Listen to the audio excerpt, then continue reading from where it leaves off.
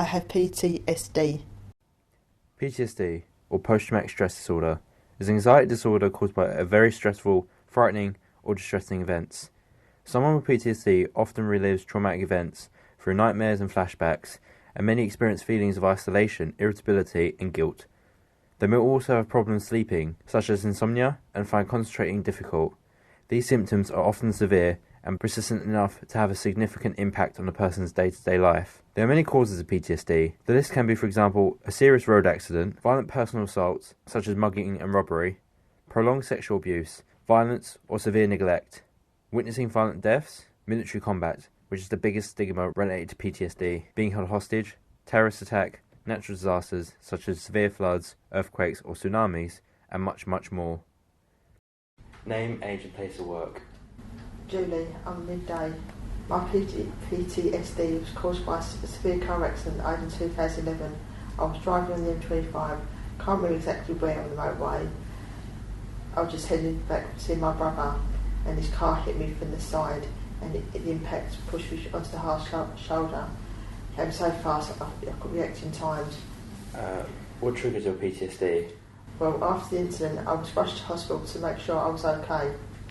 Fortunately, I only had minor cuts and bruises from the incident. Then afterwards, when I got home, I felt constantly anxious about the crash and was frightened by loud noises. In the night time, when I was asleep, I had bad nightmares. I'd bring back this bill again, same place, over and over again in my head. The incident again. It was draining since I kept walking in the middle of the night, having flashbacks. It's getting worse and worse. Sometimes the triggers examples a few weeks ago, I was so scared to go outside, even look at the front window and see the cars rushing past. What do you do in particular to cope with PTSD? I try and keep myself busy, whether it's working, general housework, gardening. I try not to think about it and I analyse it, since it would remind me of it. I tend to talk in therapies that have in mind since my GP recommended it to me.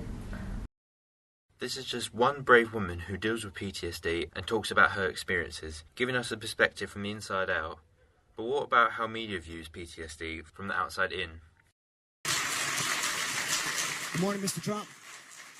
As you mentioned, there's a tragic suicide epidemic among our veterans, among our military and their families. So my question for you is, when you become president, will you support and fund a more holistic approach to solve the problems and issues of veteran suicide, PTSD, TBI, and other related military mental and behavioral health issues? And will you take steps to restore the historic role of our chaplains and the importance of spiritual fitness and spiritual resiliency programs? Yes, I would. Look, we need that so badly. And when you talk about the mental health problems, when people come back from war and combat and they see things that maybe a lot of the folks in this room have seen many times over, and you're strong and you can handle it, but a lot of people can't handle it. And they see horror stories, they see events that you couldn't see in a movie, nobody would believe it. No, we need a mental health help and medical, and it's one of the things that I think is least addressed, and it's one of the things that I hear, like your question, it's one of the things that I hear the most about when I go around and talk to the veterans. That was Donald Trump replying to a PTSD veteran and what will Donald Trump do to help victims of PTSD. The media quickly pounced onto it and said Trump appears to suggest that veterans with PTSD are not strong, from Politico News. Trump implies vets suffering from PTSD can't handle war, from NBC News. Draft dodger Trump, PTSD sufferers are weak, from the Daily Beast.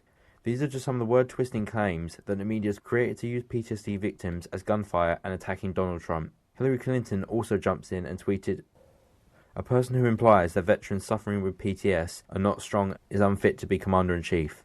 Period." After all these attempts to attack Donald Trump, the veteran that asked him the questions to help veterans stands by him and tells the news that "I think it's sickening that anyone would twist Mr. Trump's comments in order to pursue a political agenda. I took his comments to be thoughtful and understanding of the struggles many veterans have, and I believe he is committed to help them." When Donald Trump, says that they can't handle it, this is coming from a army-dodging, non-tax-paying son of a biscuit that lacks the intestinal fortitude to serve his country, to help his country, to put his fair share of taxes for veterans, yet he wants to lead the Army. He's too much of a coward to be a part of. He wants to put your children at risk, while his eat steak, sip on wines, wear pink sweaters, and play putt-putt.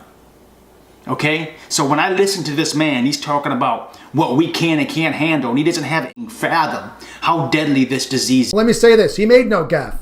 He spoke the truth.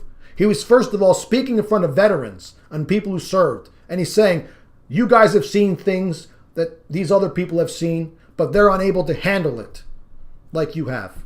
This is a true statement. This can be done with anything. For example, women who get raped. Some women commit suicide. They can't handle it. Other women deal with it. They don't get over it. And some women do get over it. The same thing with PTSD. First of all, PTSD comes in various degrees. And even those who suffer similar forms of PTSD don't always handle it the same, because no human being is identical. We're all different. And we handle things differently. And Donald Trump is acknowledging that in front of these people. He's saying, you guys are strong enough to deal with this on your own. And there are people who have suffered the same as you who are unable to deal with it. That's all he said.